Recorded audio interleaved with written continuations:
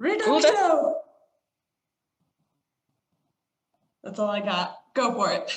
Oh my God, that kind of freaked me out. You look so much like her. Like, that's why I was like, oh my God. I'm going to stupefy you here in a second. But she's too quick. I would not do well at all. No, she'd get you. Oh, for sure. All I have is a Lumos. Yeah. You're just gonna light something up, but not me. Oh my gosh. You got Potter's Wand. I win. I have Hermione Granger, okay. Oh, dang. I do. I love my... That is a really pretty one. Yeah, it has vines and everything. Do you want to say welcome? I would love to. Welcome to another Harris-Elmore and Genoa Libraries podcast with me, Slytherin House Ariel. And me, and Sierra. Bellatrix. Introduce me as such. Oh, I'm sorry. I just met her off the street. She wanted to do this podcast with me. I said yes. And here we are. Wands and all. Mine is stolen. Oh, okay. You know what you're doing. Dang, all I have is Hedwig. That's who I have. He's so cute, though. I love him so much. This is awesome. I love so for those that you can't see us. Head. Yeah, for those that can't see it, he's a Lego creation and his wings actually flap. Ariel's just sitting here making his wings flap up and down. He's so so cute. So I guess from that, it sounds like everybody might know what we're going to talk about this month. For those of you that may not know, we're going to get to that later. But first, welcome once again to the July podcast of Harris-Elmore and Genoa Libraries podcast with me and Sierra. And we're here. July is like, it just seems like yesterday we're like, oh, winter. And now it's like summer, which is like bananas to me. I know. I was scrolling through our YouTube page earlier this morning, just looking at all the podcasts that we've done already this year. I'm like, Valentine's Day and like St. Patrick's Day, they feel so far away. Like that was honestly so long ago.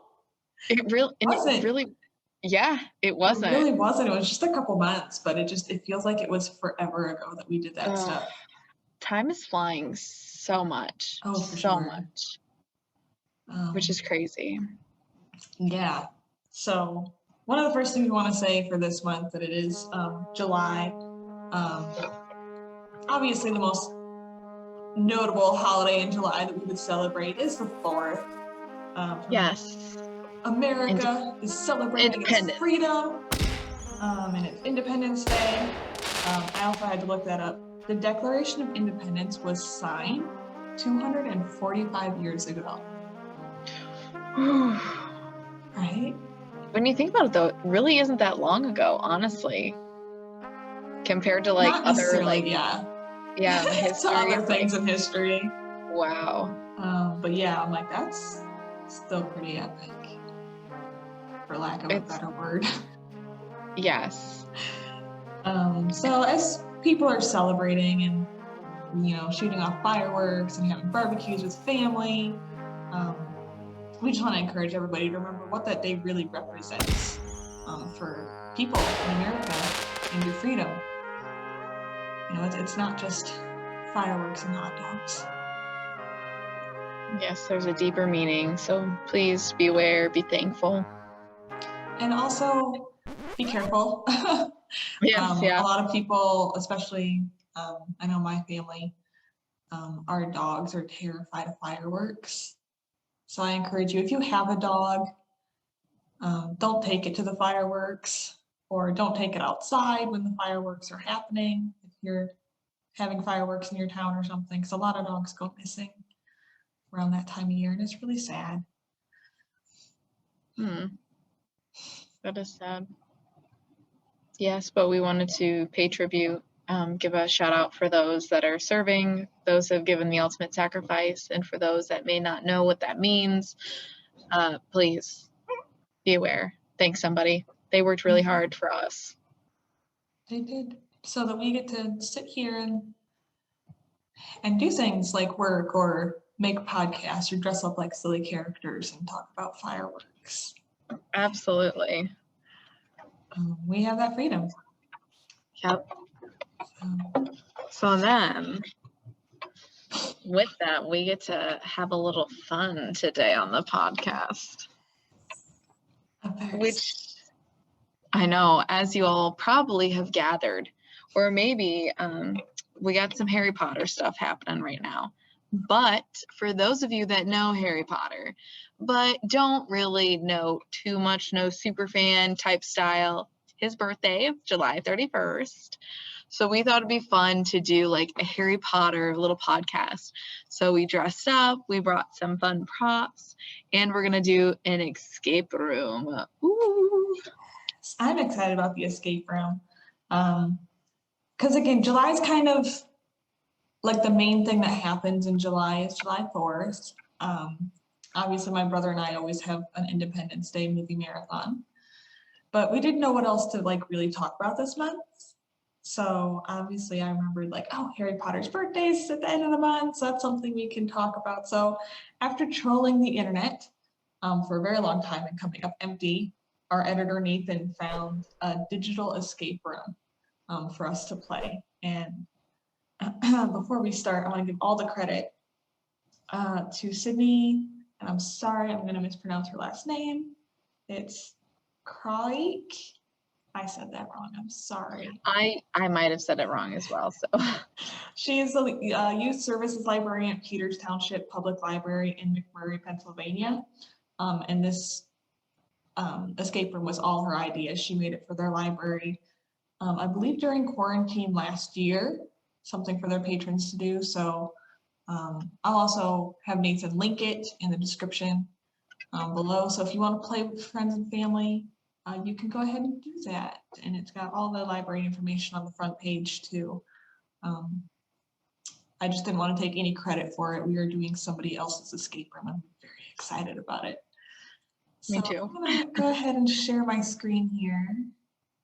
Oh, let me click away for something really quick. I realized that my share screen was going to look like my Amazon cart, and you guys don't get to see that. No, sorry guys, you don't get to see. All right, this is more like it. I hope it's like not too hard, but I want it to like not be like, I guess, super easy at the same time. I know, I need a little bit of a challenge, but there's gonna be just like that one question that I'm like, I've read all the books, I've watched all the movies, and I don't know what you're talking about. Yeah, we're gonna see. I feel that. All right, and we will again continue. We are going to read all of this out loud for all of you people listening. So just bear with us. I have a hard time reading something when it's right in front of my face if I'm doing it out loud. So let us begin. We're doing it. Excuse me as I choke in the corner. I'm gonna take a drink of water. Do you want to read the first page while I take a drink? Yes. It is your first year at Hogwarts School of Witchcraft and Wizardry, and you could not be more excited.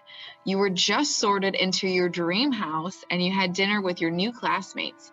It is time to head back to the common room and get to know your roommates. As you head into the cozy room, the house prefect announces that you have a fun team-building activity to complete before you get to settle into your new digs. The house prefect tells you about a new muggle trend where they lock themselves in rooms and have to answer puzzles to get out. No magic at all, but I brought my wand. Me too. The next thing you know, it is completely dark and you hear a loud door slam. I love that. The muggle trendle. Oh, that's a sneaky prefect. Great. Must be Percy. Yes. Unlocked. You and your roommates are now in a bright, circular room with a single door that has a bunch of numbers on the handle. One of your roommates is Muggle-born and has done an escape room before, so they quickly take the lead, explaining that you have to look around for clues. You all search your robes, but none of you can find your wands. I guess I'll set mine We down brought then. ours. As you search for clues, you notice there is a poster on the wall and a small wooden table in the middle of the room. Oh, oh. On the table, you see a strange, thin, black rectangle. Ooh, you pick it up and it says swipe up to open. After several failed attempts, you are able to swipe up, but it's just blank. I think we know what that is. It's a picture of a cell phone. That's awesome. Oh, wait, little bubbles are beginning to appear. The bubbles seem to be a conversation. Oh. Oh. Are you done reading those books yet? Other person? What Yeah. books? Oh, do you want to, I'll be one and you be the other? It doesn't matter. Do you want to do that way? Okay. Yeah, I think it'll be easier to follow. Okay. I need to borrow them when you're done. Okay, but what books? Sizzling Scales, a collection of daring dragon poetry by Fury Fout. Magical Maps and the Art of Not Getting Lost by Con Pass. That all? Yep, Sizzling Scales and Magical Maps. Dragon rhymes plus maps. Got it. Ooh. How are the bubbles and this poster connected? Oh. Oh, it's a Dewey Decimal System. Yeah. So, The wow, poster okay. says Dewey Decimal System, but it's only got like the first 9. I'm so confused by this picture. Interesting. Okay. General knowledge, philosophy and psychology, religion, social sciences, language, science, technology, arts and recreation, literature, history, and geography. Interesting. Hopefully I don't have to take notes, because so far I seem like I need to take notes. Well, we know the Dewey Decimal System, kind of, where things are. Yeah. So I'm just I guess curious. let's hit next and see what it prompts us with. Yeah. So I was just trying to study everything. What number combination do you try? Oh, what were the books? The Sizzling Scales and Magical Maps. So I was thinking, Dragons. because That's apparently like they're combining the general knowledge. So I was thinking geography for the maps, and then creatures or animals. and I guess We could always try 1900 and see. I'm trusting you. Okay, you press your answer into the door's keypad and wait. The door does not open. You and your friends review the conversation and the poster again. Oh boy, good. We need Okay. to review it. Yeah. So dragon rhymes and maps. Poetry. It was poetry. I bet you it's. So that's 800. Yes. Literature. Yep. And then maps is geography. Yeah. So, but yeah, because we did the 9, but then the general knowledge. So it's philosophy. I would say like. Would it be 1700? It would have to be then. Because I don't even see an 8. No, are they just adding the numbers up? I don't know. We're going to try 1700. Yeah, I didn't try that. that. And the door opens. Okay. Huzzah! We did it. We're doing it. What's next? Through the door. Go for it. You and your roommates are proud that you were able to solve this silly puzzle. And as you all walk through the doorway, you are temporarily blinded by a bright light. The door shuts behind you and you take a moment to adjust to your new settings or your new surroundings. I'm adding words. That's okay. Whoa. As your eyes begin to adjust to the light, you realize that the door behind you has disappeared and you're now in what looks like a bank vault at Green Dots. You are surrounded by piles and piles of wizard money, and the coins shine brightly, reflecting the torchlight from the walls. Ooh. Why do you need to escape? Why not just stay there? Honestly, the scales. As you continue to explore the vault, you find a table with a pair of scales. Each scale is tilted to one side with coins in the tray while the other side empty. Maybe if you balance the scales, you'll be able to leave. Okay, we're gonna give it a shot. We are. You and your friends take a moment to remind yourself how many nuts are in sickles and how many sickles are in a galleon. I do not know this information. Do you? No, there's a link I can click on. I think we're going to get a lesson on currency. Let's go look at our currency. Harry Wow. Potter Wiki. This was Cool. linked. Does it just tell me? Oh, okay. One nut is, oh wait, one nut is one nut. One sickle is 29 nuts, and one galleon is 493 nuts, or 17 sickles. Oh, whoa. My goodness. Are you writing this down? Oh, heck yeah, because there's no way I could remember that. Okay, I have the first line. Do I need more than all that, do you think? I don't think so. So let me go back to our escape room here. The first scale has 7 galleons in one of its trays. How many sickles should you put on the other side to balance it and make them equal? Oh. Oh God, So, math. Oh gosh. I know. I didn't know I was going to have to bring a Math. calculator today. We don't have anything. We have to do this in our heads. Yeah, so we don't. Can you go back to the other page? Oops. I was hoping it would tell me, oh, how many sickles. Okay, so 17 sickles. Oh God. One sickle. I don't math well, my gosh. So the first scale has 7 galleons in it, and we need to fill it with sickles. Yes. So let's see here. I do have my phone nearby, so I'm going to whip out the calculator here. Yes, I I'm going to say that, yeah, because 17 sickles equals 1 galleon. So which should be, if I'm correct, 17 times 7. No, yeah, which there is 119, which is what I have. Oh. So I say let's give that one a whirl if we're working through it. Oh, you place 119 sickles on the scale and wait. After a moment, the room begins to rumble and you can feel the floor shaking. It stops. Your friends and you decide to balance the next scale.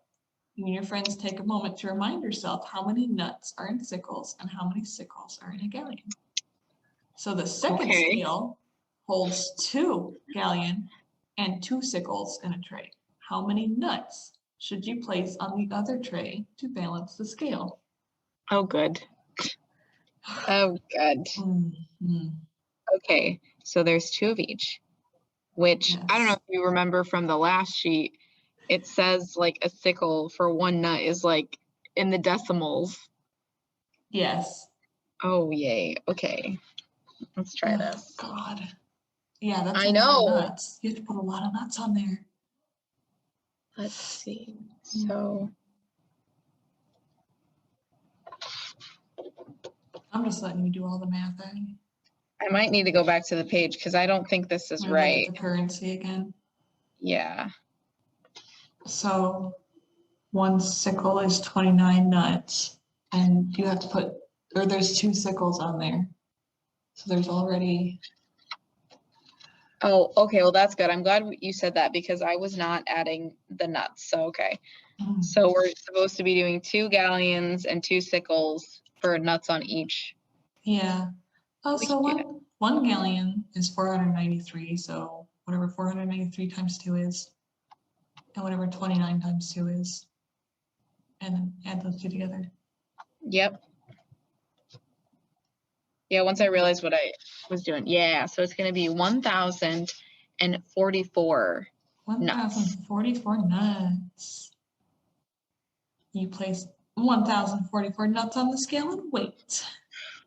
The floor begins shaking again, and a hole opens, swallowing you and your friends. Dang, you fell through the floor. Moments later, you all land in desks in a classroom. Oh, it's like a sick joke to go to class that way.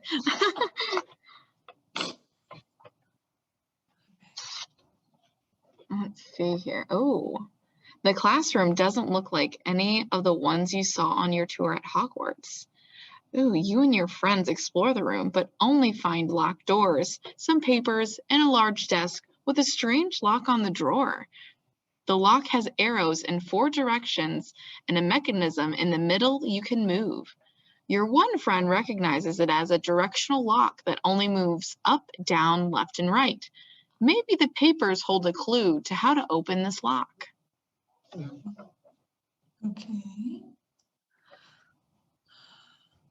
You and your friends take a moment to look through the papers you found. There seems to be several copies of the same 2 papers. A list of spells to study. Exciting. Okay. So it looks like 4 of the spells are highlighted. Okay. So there's Alohomora, Stupefy, Expelliarmus, Ascendia, Descendio, Lumos, Silencio, Milblumblum. I don't even know that one. Purely guessing. Reparo, and Nox. And Stupefy, Ascendia, Lumos, and Nox are highlighted. Yeah. 2, 4, 6, 10. Okay, the second paper is wand motions with arrows. Okay. A beginner's guide to wand motions. Oh, okay, so what, like, look at the 4. The 4 that are highlighted, and then we'll figure out which arrows, or like which way their motion is. Exactly. Okay. Lumos. Okay. I got them. Okay. So the first one is Stupefy. Stupefy. So it's pointing to the right. So we want the right. And the next one is what? It is Ascendio. It's pointing second up. row, yep. And then we have Lumos. Oh, so it's up, down. Or is it just up since they put Lumos and Nox together on this sheet? Oh, yeah. So Lumos goes up and then Nox goes down. Okay, so we have another up and then Nox, which is down. Which is down. Maybe the wand movement spells are a clue. Which direction will open the lock? We are all over this. Yeah, so if we're correct, it should be right, up, up, down. So it's right, up, up, down. Next. Let's see. We push the mechanism right, up, up, down. You pull down on the lock and it opens. Yay! The arrows in the 4 highlighted spells open the lock. You're able to open the drawer, and inside there's a single book. You and your friends all reach for the book. Just imagine like hands just cramming into a drawer all at once. The book is a portkey! The portkey has transported you and your friends. You are all in a dim room with a small cot. It feels cold and damp. You hear the lapping of water, and there are bars on one wall. Are you in Azkaban? Man, I hope not, because it's not a fun place to be. Oh gosh, like you've been there. You've been there. I've been there. It's not fun. Oh no. You and your friends slide open the barred door and begin walking around the building. There are rows and levels of cells for prisoners, but you don't see any Dementors. You definitely would if you were in Azkaban. For sure. As you make your way outside, you find a sign that tells you where you are. Alcatraz? Your roommate tells you that it's a famous Muggle prison in the United States that was supposed to be impossible to escape from, but now it is a park that people visit and tour during the day. Do you ever wanted to visit? Have you ever wanted to visit it? Yeah, I have. Me too. Just see what other prisons look like, you know? It just seems insane. Okay. Ooh. The sun is setting, and you can see a boat leaving the small island. It must have been the last tour group for the day. You and your roommates head back inside to explore and see what else you can find. You find a large room, and a sign tells you that it was the prison library when it held inmates long ago. In it, you find empty bookshelves, a map, and papers with weather information on them. The weather papers list the highest and lowest recorded temperatures for each state in the USA. I apologize for my phone making a noise just now. Interesting. More locks. You continue to explore and only come across one locked area, another cell with combination locks. Oh no. The metal bars are kept closed with the help of two locks that can only be opened with certain numbers and letters. One lock is red and the other is blue. Okay. Okay. As it grows darker, you notice a blue glow coming from outside. You all decide to go and check it out. I would not. No, That sounds like a terrible idea. I've seen horror films. Oh I'm my not a fan. gosh. So I've only seen a small few. They're not for me. They're not good. You follow the light to a building, but the building is barely a building at all. The walls are mostly crumbled. The roof is gone. Grass and weeds have reclaimed ground to make a soft floor. There is a small metal tube that the blue light is coming from. Your friend explains that the tube is a flashlight, but certain clothes and colors shine extra bright with this flashlight. Your friend shouts, "It's a black light!" They tell you that black lights can illuminate things that the naked eye might not see. You notice glowing socks and blue piece. You all decide to go back inside and see if a new clue appear. Awfully clever.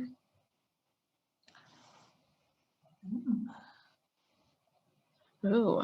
First, you go back to the locked bars and see if the black light reveals anything here. You shine it around, but nothing appears.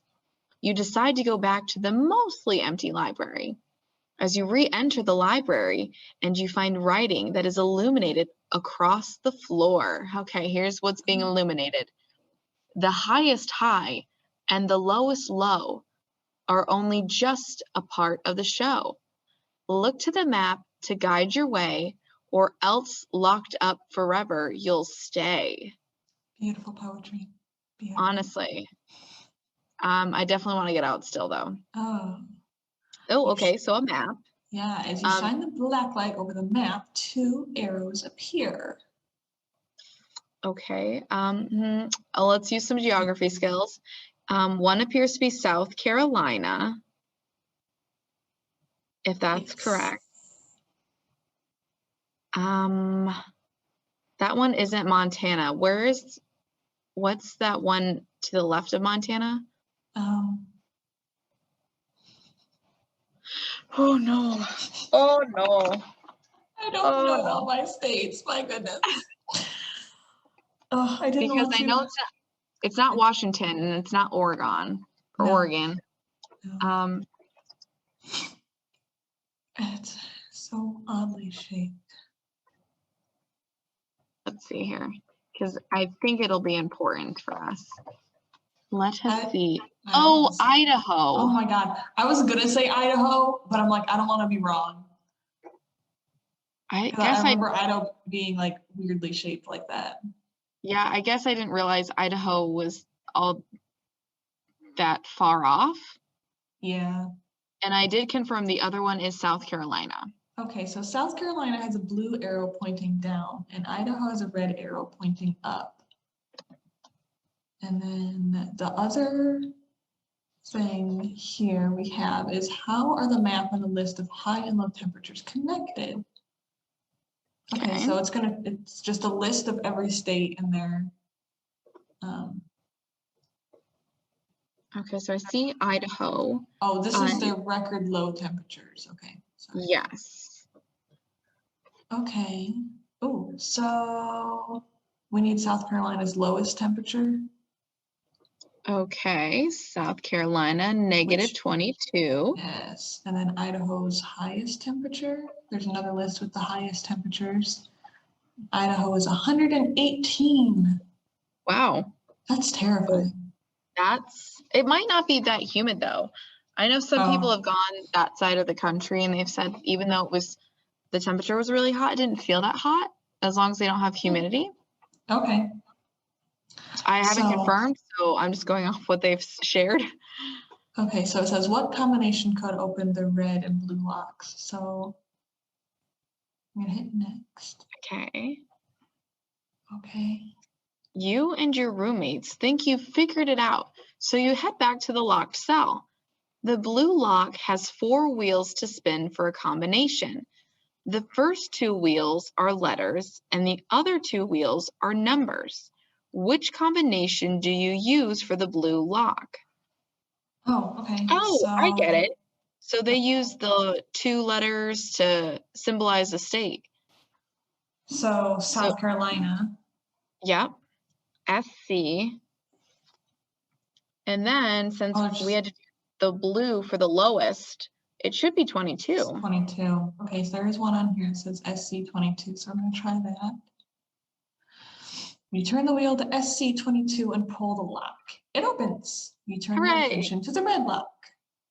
The red lock has 5 wheels to spin for combination. The first 2 wheels are letters, and the other 3 wheels are numbers. Which combination do you use for the red lock? So I'm definitely going to go along the same lines. So I believe Idaho is ID. Okay. I'm not sure. Okay, there's only one on here that says ID. 118. And I know, yep, for 118. Okay, because the other one was 1A, 118, so. Yeah, I don't know if it's IA or not. I don't live in Idaho. So we're going to try 1D, 118. You turn the wheel to read 1D, 118 and pull on the lock. The lock opens. You slide open the barred door. You and your roommates walk through the doorway into a locked room. Man, we just keep getting set up. The most advanced escape room ever. As you enter, the scenery around you begins to melt away, and you are once again in a familiar setting. Are we back at Hogwarts? Is it over? Oh, back to Hogwarts, you're right. You've all been transported back to your dorm room. The house prefect is there congratulating you on the excellent job you all did and said your team had the fastest time. Go team. You and your roommates chat about the different puzzles as you get ready for bed. What a great first night at Hogwarts.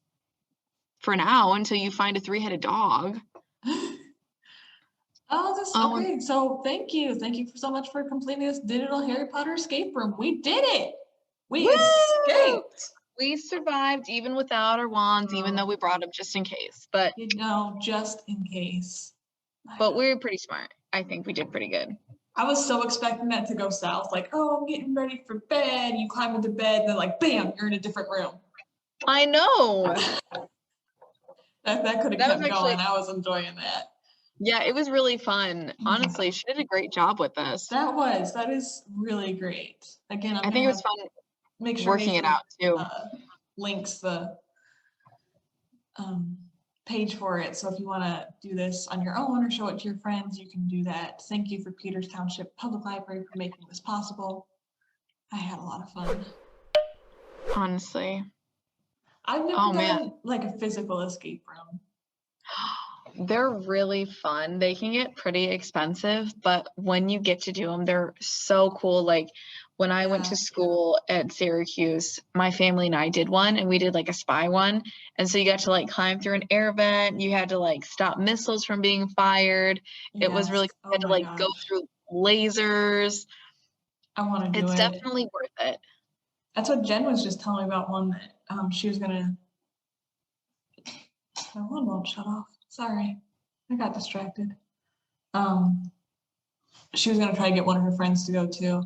And I'm like, I wanna go with you because they change themes all the time, and the theme for this one is supernatural, like the TV show. Ooh, And like, fun. yes, I'm in. I want to go do that one. That'd be cool. I haven't watched that show in a long time. Yeah, I haven't either. And I never watched it like all the way through. I would just pick random episodes here and there. Yeah, I think that's kind of nice about it.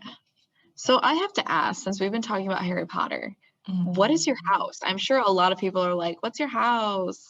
I'm Gryffindor all the way. Ooh, okay, well, yeah, I'm a Slytherin, which I mortal don't want anybody enemies. out there to say that Slytherins are bad. They're not all bad. Merlin was a Slytherin. They're just ambitious and cunning, and they just know what they want out of life majority of the time. Sometimes there's just bad eggs, but I think every house has their bad eggs. That's true. I mean, there's Gryffindors out there that were not nice people. And you know, if you haven't read the stage play, The Cursed Child, technically the last in the Harry Potter series, one of Harry's sons is a Slytherin, and I think that's actually a really cool thing because it shows that like you don't have to be a Gryffindor to be like the perfect person, you know. Everybody praises Gryffindor because that's the house that Harry was put in, but like there was good people that came out of Slytherin too, and all the houses. I agree completely. There's just, you know, sometimes there's a few rotten eggs. Yeah, they have a bad rap because of the few rotten eggs that came out of it, and it's kind of sad because that house then is like tainted. People look at Slytherin and they're like, no, because Voldemort came out of it, and it's like he was one person. Yeah. One person. Yeah. Yeah, he was a bad egg, but and he had a bad life leading up to that. Okay, it didn't. Yeah. He didn't become who he became because he was in House Slytherin. He had other issues leading up to that. I agree completely. So, well, here's a question for you. Oh, okay. Did you ever finish reading? What was it? Goblet of Fire? Yeah, Goblet of Fire. You did you? I did finish that one. Oh, good. But I was gonna rail you if you didn't. Yeah, I finished that one. But my issue is The Order of the Phoenix. That's a good book. It's kind of long. I'm kind of in like a slow point where I'm like, okay. So I'm going to try to keep pushing forward. I liked Goblet of Fire and Order of the Phoenix, but they kind of like dipped for me, I feel like. So like when you're reading the first couple books, you're like on a high, like, oh my gosh, this is good. Yes. You get to Goblet of Fire and Order of the Phoenix and you kind of dip down because you're like, it's really wordy. Harry's going through a really weird point in his life. He's really unhappy. He's not the nicest person to be around. And there's just like a lot of garbage going on in his life and he doesn't understand. And it's not the easiest books to read out of the series. And then once you get past those ones, it just goes up again.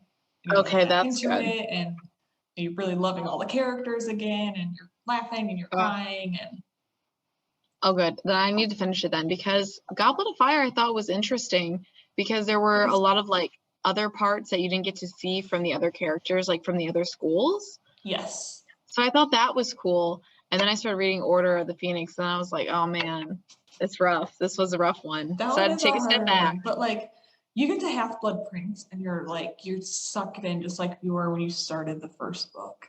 Okay, that's so good. That's my goal. I want to reread them now. That's my goal for the summer, is to at least like make an effort to listen to it. If I can. If I can't make myself sit down and read it. Who reads the audiobooks, do you know? Or is it something different? They've done it a few times, so I know they had some of the other characters, like Daniel Radcliffe read the first book, but I think it was like a promotional thing. I'm not sure if it's a let's see. I have a really hard time listening to audiobooks if it's someone I don't enjoy listening to. Yes, because an audiobook really can, like, for the narrator, it can really make or break somebody. Yeah, I've like nothing against someone that was reading, but I tried listening to The Maze Runner, and I don't know who was reading it, but it literally sounded like text to speech. It was so Oh, really? robotic. Yeah, it was robotic. There was no feeling in it. So when he's Oh saying boy. like, I screamed, it made my throat hurt. I'm like, there was no emotion behind it. It was like a No. robot saying that. I'm like, I don't feel his emotion. I want to feel the emotion of him being trapped in this place. It didn't have it. So I ended up I returned that audiobook to a library and picked up the physical book and read it. Oh man, that stinks. But there's other audiobooks out there that I've read that like are amazing. I would re-listen to it in a heartbeat. Yeah, there really are. They've had some that I've like finished. Like I read a book called The Silent Patient. Oh man. It's like a suspense thriller novel. Mm-hmm. Oh, it just keeps you like engaged, and the whole time until you get to the end, you're like, what? Holy crap. That's the best. It really is. I love it. I'm looking here too. Stephen Fry looks like he might be Okay. the person we're looking for. Yep, I know him. Because somehow I stumbled upon an Audible version of a Spanish version. Okay, so the American version is done by Jim Dale. I don't know that name. I do not either. Interesting. Oh man, that's a almost 27-hour book to listen to. Holy mackerel. Oh my gosh. I think the The longest one movie. I've listened to is like 18 or 19 hours. Yeah, it's a doozy. Whew, Lord. It makes it hard. I was listening to one and I enjoyed it almost all the way up until the last like 2 chapters, and then I was kind of over it. I don't know. Yeah. Like I finally reached a point where I was beginning to find the narrator's voice a little bit grating. And it was very gravelly. And like I liked it at first because like, oh, this matches the character. But as it went on and on and on for 18 hours worth of storytelling, I'm like, I'm so listening to you. You're like, I need a break. Sometimes what I'll do, I'll listen to the audio and then I'll pick up the book, because sometimes I read faster than the narrator's reading. And you can like change the setting on Hoopla or Libby or Overdrive. But it just makes it sound like you're talking like this, and then you can't really understand because you don't know what's happening in the story. Versus if you're reading it in your head, then you can like hear what you're saying. Yeah, and you pick the pace. I'm a very slow reader. But as long as you're reading. And studies have shown if you're either reading or you're listening, it does the same thing for your brain. Yep. But we like to talk about this and point out the fact that like if you picked up one bad audiobook and you're like, that was so boring, I hated listening to it, the person was boring to listen to, you just picked up a bad audiobook. Try again with something else. There are so many good audiobooks out there with so many better narrators. Like, just please try again. You're missing out if you don't. Absolutely. Sometimes the author reads it out too, so it like has their vision of what they wanted. So it's cool. There's good stuff. I like that aspect too. As long as they're good at reading. Yeah, which I have been wanting to read the Chronicles of Narnia because I've always loved the movies, and I'm like, I wonder if it's the same thing. And I downloaded the book because I was using Libby, thanks Libby, and it's Professor Gilroy who's the voice of the narrator. Okay. So I'm like, okay, so far it's interesting. And the first book's only 4 hours, so I'm very excited about that. Easy listen to. I can handle it. Sure. Yeah. So I found when several months ago I listened to The Curious Incident of the Dog in the Nighttime. Is that good?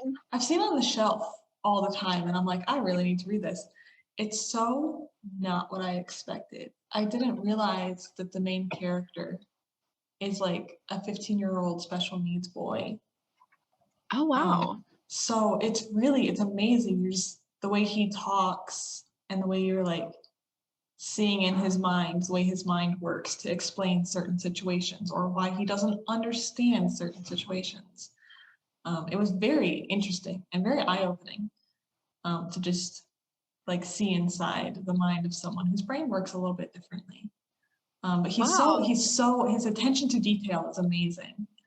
And I had talked to Jen about this, and she said she tried to read the book and she found it very hard to understand.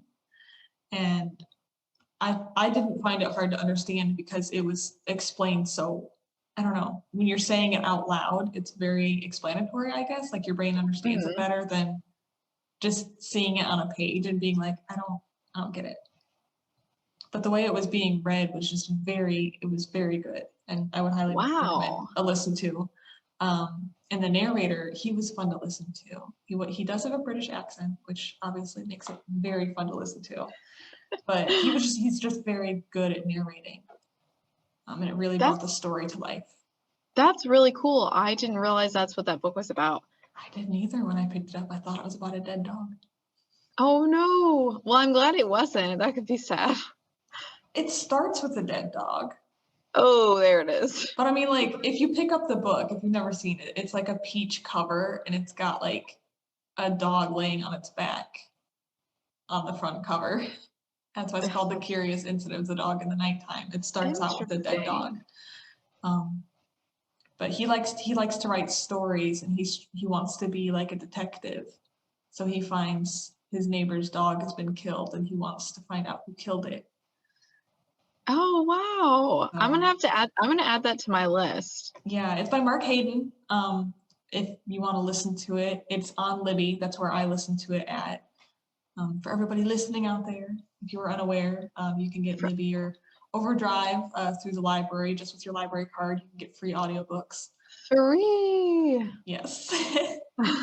I can't stress it. It's free unless you lose something, but you can't lose anything when you're using it electronically. So it really is free. And it renews if you need it to renew, or you can return it early if you listen to it early. So it's super nice. You don't have to worry about fees or remembering to return something. It does it all for you. Yeah. I do it all the time. I just forget to return books early, and it's like, okay, we took care of it for you. I'm like, great, love it, thank you. I feel bad. I'll check stuff out. I'm like, yes, I'm excited. I want to read this. And I'll have it out for nearly a month, and they'll notify me like, oh, it goes back in 3 days. And I look at it, and there's like people waiting. And I'm like, oh, just return it. Oh, I don't want to keep it. Because I'm obviously not reading it. Yeah, I've done that so many times. So yes. Yeah, and I find I do a lot more reading in the summer versus the winter. I think it's because it's like my way to just be outside. Yeah, I guess I can almost agree with that. I do find myself sitting outside more and reading than in the winter necessarily. I watch way more movies in the winter than I do read. But yes, it was lovely. I was sitting outside just last night reading until it got dark. Yeah, it was good weather. It was good weather for sure. Yes. Yeah, so I think we're doing pretty well in our reading category. I think so. As always, if you guys are reading anything you think we should know of, you want to recommend to us, please do. People do it to me all the time. And I usually enjoy all the books that have been recommended to me. I know I had one recommended. It's called Cinderella's Dress by a patron, and it's about how her dress came to be. So it's like a twist on the fairy tale. Okay. So it talks about how it was fabricated, who tailored the dress, so stuff like that. So it's really good so far. That's fun. And that one I believe is on Libby, I believe. Okay. Yeah, it's good. So free book. Yeah, right. Yeah. Free app. That's what the one I'm currently reading right now was actually recommended by a patron several years ago. Actually, I've been slowly working through this series. So many. Yeah, it's the 5th book in the series, but this one patron, who I haven't seen in a very long time, recommended it to me. So I'm waiting for them to come back in so we can talk about it, because there's so much happening in the book, and he's the only other person I know that's read them. I'm like, I need to talk to somebody about what's happening. Yeah. What is happening here? I love it. It's a really good series. It's the Red Rising series by Pierce Brown. Oh, yeah. Yes. I've heard of this one. And it's like, it's crazy to think that where I am now in like the 5th book, it's been, I forget how many, like 15 or so years since the first book. It might even be longer than that. So like the main character is like in his 30s now, and he was 15 in the first book. Whoa, Like terrific. you've watched, yes. By the 3rd book, he's in his 20s and stuff, so it skips years. But still, it's crazy to have seen like his start. I'm looking at him now, and it's like, it's just crazy what's happened, what the years have done, what the war has done. It's, oh God, please somebody else read this book so I can talk about it. I need someone to talk to. Yes, listen to her plea. We can hook you up at the library. We'll get you what you need. They're on shelf right now. I can prove it. I can look Oh. over and see they're on shelf. It's a really good series though. Like I want to go back and reread the first book again. It was just so good. Oh, I love when those are series like that. And I will. I'm trying to remember this series. Like I read it when I was in high school. It was called Hush Hush. Like this girl's like, of course, it's like a cheesy like novel where it's like, oh, there's a boy, there's a girl. The boy's a demon, she's an angel, she doesn't know. And so then it like goes through a whole thing where she like finds out who she is. He's trying to like not allude to who he is because he knows he was bad, but he's really not a bad person. He just had something bad happen to him. But it's actually really good. I think I should reread that and see if I like it as much as I did. See if you liked it when you did that. Yeah. Oh, that's kind of fun. Yeah, just to see, because sometimes like I'll reread things and I'm like, oh, I like that. Like I remember this being way better. Oh yes. Life, just life. That's just life. literally I know. It's weird. I Hey, feel love like you shouldn't be able to like dislike books as you get older. Like the ones you liked as a kid should still be good, but they not always. So I'm just like, whoa, okay. Make it work. There's so many that I read as a kid that like I wish I had time to reread. There's just so many new books that I have out that I need to read. Oh, excuse me, it's cold over here. I'm so glad I have this like Slytherin sweatshirt on. It's a little chilly here too. That's why I have short sleeves, but I also have cardigan. Completing the look. Yep. Yeah. Oh, I will say one thing before we go to close as well. We have a community survey out right now as well. So we are doing that until July 12th. So for all of you out there that haven't done it, you can do it online. You can come in. It takes no more than 10 minutes. All of them are multiple choice except for 2. You do not have to write anything in if you choose not to. We just want to hear back from you guys. Make sure we're doing good, things that you think we need to be doing, things that we're doing well, poorly, program ideas. We do this every so often just to keep us on track so we can make the library what you want. Since you are here, we love you guys. We want you guys to enjoy our services, our collections, everything. So go to the library's website, harris-elmore-library.org. There's a little button you click, multiple choice, you're done. And if you include your name and at least a phone number, you can get your name in for a raffle for a $25 Amazon gift certificate, which I wish we could use. But since we work here, we do not get to do it. So I encourage all of you to, because $25 can go a long way on Amazon. Can buy you a lot of like strange candy. It's true. New phone case, laptop case, unicorn notebook, poop, unicorn snot. Yes, there's a bunch. Slime, coloring books, pencils, markers, just regular books. Honestly, yeah. And since you were saying you can get online and tell people stuff and whatnot, I'll throw this out there because we haven't said it in a long time. Because the survey is a way that we love to hear from you guys. We want to hear from you guys about the podcast. too. If you go to the podcast page on our website, we have I think we have an email there. I'll have to double check that. I believe we do have an email link there. You can email us and just tell us how we're doing, or maybe a subject that you'd like us to talk about, or something you'd like to listen to us talk about, or something you'd like to watch us do.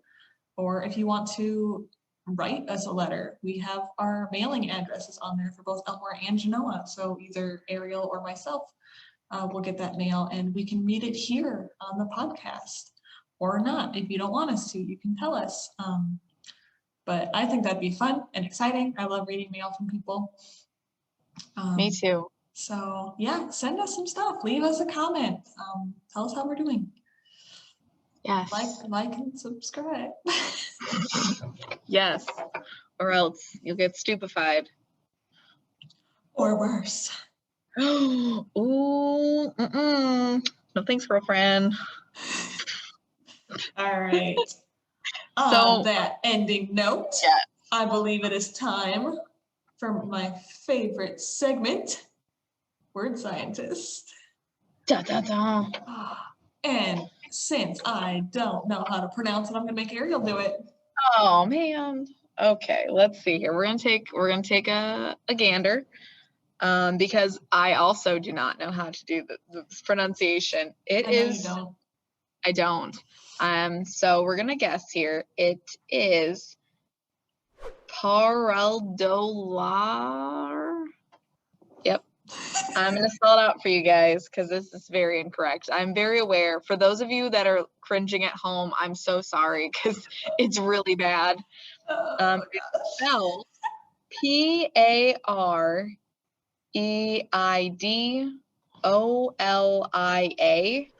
Pareidolia. Yeah, I feel like that. Yeah, the last bit is Dolia. Pareidolia. Pareidolia. Para, is that like paranormal? Maybe kind of Or is almost it seems like Spanish to me. Or is it like pair of something? Para. I wonder if it's like arachnophobia type style where it's like I mean, not like in that similar of definition of like being afraid of spiders, but like this is a phobia of some sort? Maybe. Or it sounds like it could be a flower. He wouldn't do something like that. This is Nathan we're talking about. I do not have a clue what this I know word. he found obscure words. This one's rough. Pareidolia. It does sound like the scientific name of something. Yeah, unless it's like a microorganism, maybe. Ooh. But that's about all that I have in my guessing. I like that. Sling. No, I like, what did you say? Organism? Microorganism. Microorganism. Yeah, I'm going to go with that too. That's what it sounds like. Okay. Are you going to do us the honors and look it up for us? Yes, let me pull my phone up here. My recent search history. Harry Potter spells. Harry Potter evil spells. There's a lot of spells, honestly. Okay. It is this word. Oh, here we go. Pareidolia. I can't say it. The tendency to perceive a specific, often meaningful image in a random or ambiguous visual pattern. The scientific explanation for some people is this word, or the human ability to see shapes or make pictures out of randomness. Oh. That's interesting. So when they talk about that last part of the definition, is that where, have you been to like an art exhibit where they have random objects like stacked in different places, and as you move, it has like a different perception? Right, yeah. So I'm looking at some of these other questions people have asked. Let me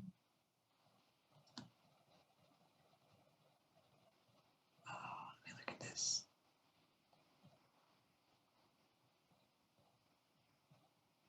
So it is a psychological phenomenon that causes people to see patterns in a random stimulus. Hmm. Okay, if people, the question that was on the Google thing is this word, pareidolia or whatever, it says, is it a gift? And it says, it can be a gift to artists when visual stimuli result in inspiration. And this is what makes some of Salvador Dali's paintings so magical. So Interesting. are we assuming that Dali had this? That's kind of what it sounds like. Hmm. That's an interesting thing. It kind of in a way reminds me of, and I do not know the word for this, but where people they can hear a sound, but they see a color, like they associate a certain sound with a color. Yeah, I know what you're talking about with that. I have heard of I that. find that very, very interesting that there are people that have that. I swear I've talked about this before. One of my favorite book characters has this. So, okay, I need to look up this word, how to pronounce it. I was just gonna say that's gonna be the kicker, I think, of this one. Okay, so there's a YouTube thing, and my sound is all the way down, so let me try to. Pareidolia.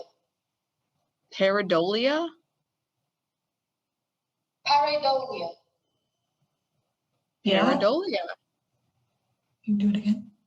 Pareidolia. Wow, Pareidolia.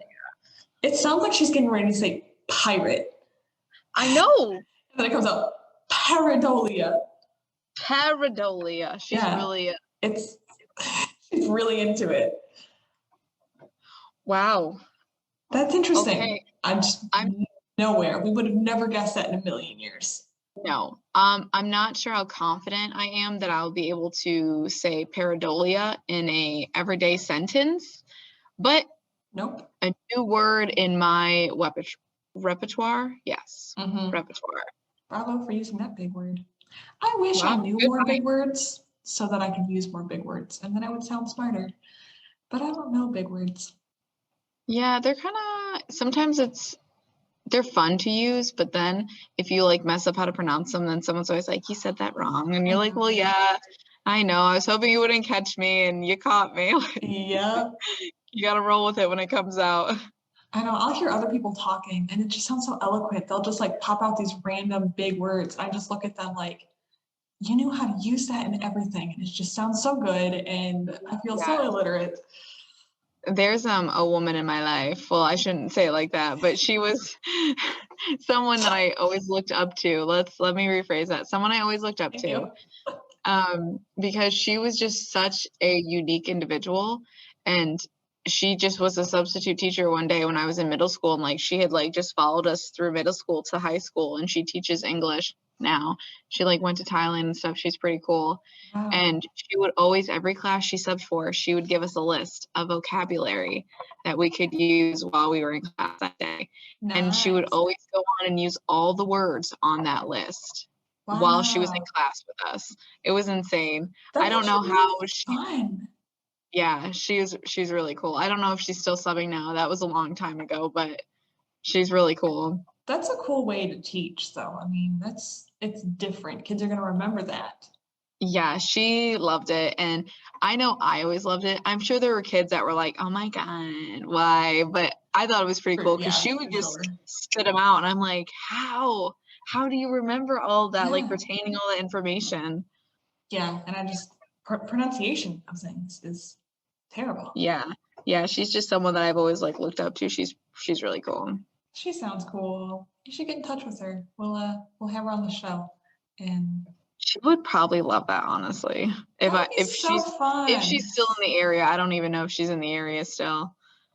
Well, we do this on Zoom, so she just has to, we had Nathan Wright on here and he was in Columbus. This is true.